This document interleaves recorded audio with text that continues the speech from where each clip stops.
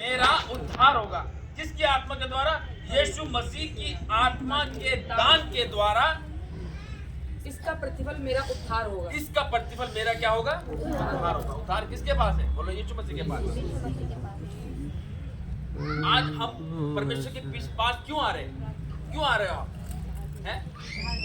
आप जहां आपको पता है कि उद्धार और अनंत जीवन प्रभु यीशु मसीह के पास ही है, और जो उसके पास आता है परमेश्वर उसे देता है,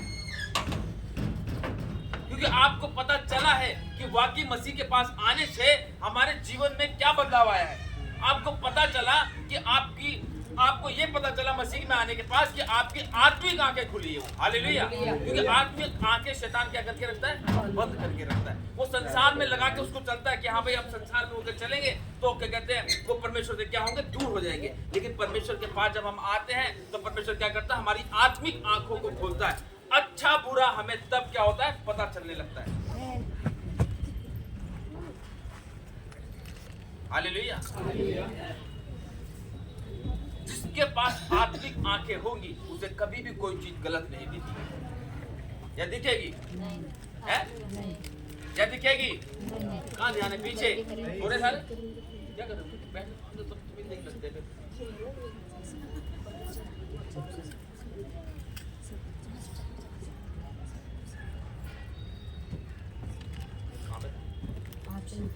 आत्मिक आंखें, आत्मिक आंखें शैतान हमारी क्या करके रखता है? बंद करके रखता है। कैसे? जब आदम और हव्वा आदम की वाटिका में थे तो शैतान उनके पास आया। उसने क्या कहा हव्वा से? क्या कहा था? पीछे वाले हैं? बोलो बोलो। क्या बोला था? शैतान ने कहा ये फल निकाला।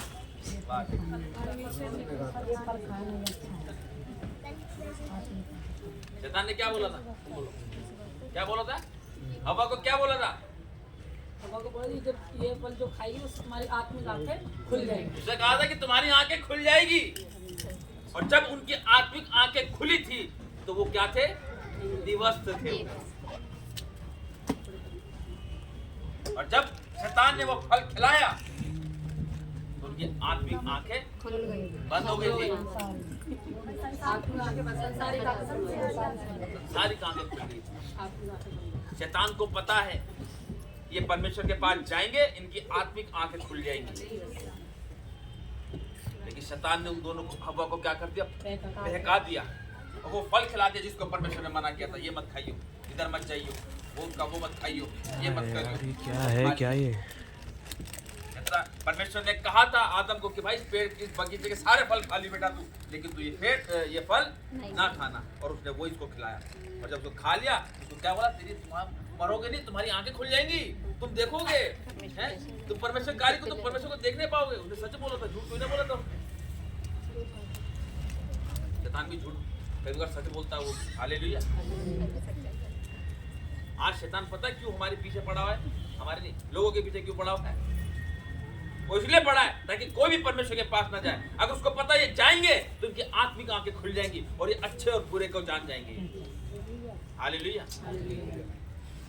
आज परमेश्वर यही तो चाहता है कि हर एक व्यक्ति बचाया जाए, इनकी आत्मिक आंखें खुल जाए।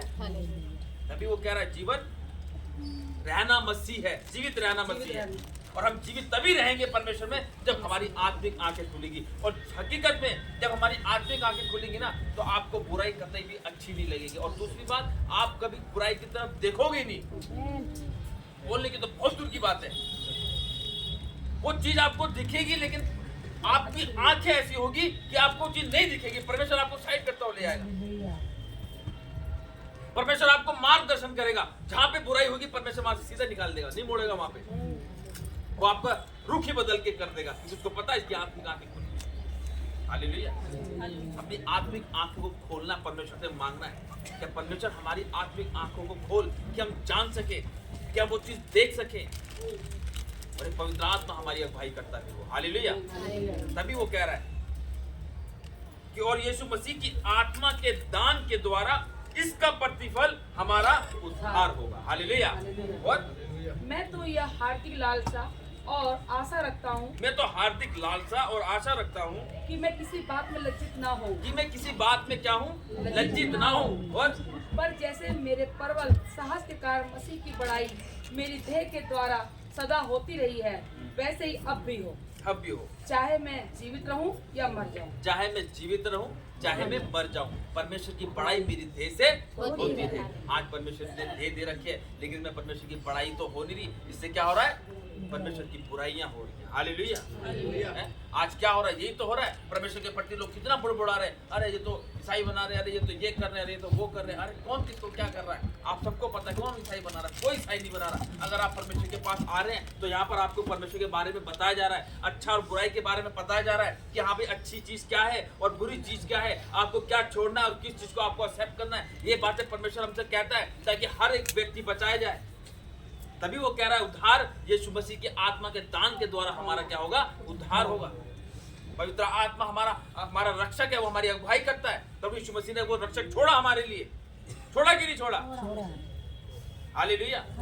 और क्योंकि मेरे लिए जीवित रहना मसीह है, क्योंकि मेरे लिए, देखो, मेरे लिए जीवित रहना मसीह है और मर जाना लाभ है। और मर जाना लाभ है। अब जो लोग मसीह में क्या होता है, डरते हैं, अरे यार वो क्या कहेंगे, अब मैं तो नहीं जा रही भाई, अब मैं तो नहीं जा रहा। आज लोग बोलते हैं यार कि ऐसा होता है। अरे क्या होगा, इंसान क्या करेगा?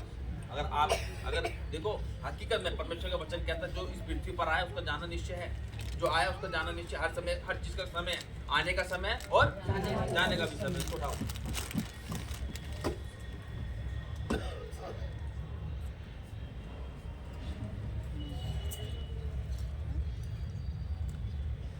आने का समय है और जाने का भी समय, और जो आया वो जाएगा जरूर। हालेलुया। तो देखो, जब तक हम इस पृथ्वी पर हैं तब तक इस देश अपने परमेश्वर के कार्य को तो करे कम से कम है। आज हकीकत में आज लोग ना अपने कामों में ऐसे उलझ गए कि परमेश्वर का बस थोड़ा सा ही ध्यान रहता है। हालेलुया। जब हम अपना जीवन परमेश्वर को देंगे तभी तो वो हमारे पास आएगा। जब हम परमेश्वर से दूर हो जाएंगे तो परमेश्वर हमारे पास कहाँ से आएगा? हम जब उसे पुकारेंगे नहीं तो परमेश्वर हमारे पास कहाँ से आएगा? ये आएगा। हालेलुया। क्या कह रहा है? जीवित रहना मसीह है, जीवित रहना मसीह है और मर जाना लाभ है। और मर जाना लाभ है। पर यदि शरीर में जीवित रहना ही मेरे काम के लिए लाभदायक है तो मैं नहीं जानता कि किसको चुनूं। अगर वो क्यों साख रह रहा है, क्या कह रहा है? पर यदि शरीर में रहना, शरीर में जीवित रहना ही मेरे काम के लिए लाभदायक है तो मैं नहीं जानता जी किसको चुनूं। शरीर को चुनूं या आत्मा को चुनूं? अब लोग शरीर क्या है? अब देखो, लोग वचन कहता है, क्या कहता है वचन? कि शरीर पे मन ना लगा, है ना? शरीर पे मन लगाना तो क्या है? मृत्यु है ना? लेकिन आत्मा पे मन लगाओ। अभी मैं आपको क्या बताता हूँ, वही तो बताता, हमें क्या मांगना है परमेश्वर से? हमें परमेश्वर की इच्छा के अनुसार मांगना। परमेश्वर हमें यहाँ का कुछ नहीं चाहिए, क्योंकि सब यही रह जाएगा। यहाँ तक कि शरीर भी यही मिट्टी में मिल जाएगा, लेकिन आत्मा जिसने दी उसके पास वापस उसके पास परमेश्वर उसका न्याय करेगा। हालेलुया। तभी वो यहाँ पर कह रहा है कि पर यदि शरीर में जीवित रहना ही मेरे काम के लिए लाभदायक है तो मैं नहीं जानता कि किसको चुनूं। हमें चुनना है तो अपनी आत्मा को तैयार करना है कि हमारी आत्मा के जरिए बहुत सी आत्मा और बचाई जाए। आज खुद बचे रहे, औरों को नहीं बचा रहे। आज खुद परमेश्वर का वचन सुन रहे, औरों को नहीं सुना रहे। आज तुम पूरे भर गए हो, अरे उसको खाली तो करो अपने आप को, ताकि और लोग भी बचाए जाए। अरे किसी को तो बताओ, कोई तो परमेश्वर का वचन सुनेगा, किसी के तो जीवन में चमत्कार करेगा परमेश्वर, और जिसके जीवन में चमत्कार करेगा परमेश्वर अपना आप उसको वापस लेकर आएगा। हालेलुया। वो कह रहा है वहां तक तुम पहुंच ही नहीं पा रहे, फसल तैयार खड़ी है, मजदूर थोड़े। अरे मजदूर बनो तो सही। वचन कहता मजदूर अपनी मजदूरी का हकदार है। जब आप परमेश्वर के लिए कार्य करोगे अपनी लाइफ के अंदर तुम चमत्कार को, क्या आशीष को आते हुए भी देखोगे। आज हम काम कहाँ कर रहे हैं? आज सुबह उठते हैं, वो झाड़ू पोछा बर्तन बांटे खाने पीने के उसमें लग जाते हैं। ये काम बहुत काम करते हैं। अरे परमेश्वर के लिए क्या काम कर रहे हैं? क्या काम कर रहे हैं यहाँ पे तो कह रहा है जीवित रहना क्या है? मसीह है। आज हम अपने लिए जी रहे हैं। अभी घर जाएंगे, क्या बनाएंगे जी? आज तैयारी हो जाएगी शाम की, तैयारी करने लगेंगे अब यहाँ से जाते के साथ। आज तो नया साल है, चलो भाई आज पकौड़े बनाएंगे, आज चाय पकौड़े बनाएंगे। आज कोई खींचने वाला लाएगा, हैं? कोई कुछ लाएगा, कोई कुछ लाएगा, हैं? अभी तो रखे होंगे, सबने ला के रख दूंगा। हाँ ला के रख दो, अभी जाएंगे ना तब बनाएंगे, जैसे कि मैं रख कर आया हूँ। हालेलुया।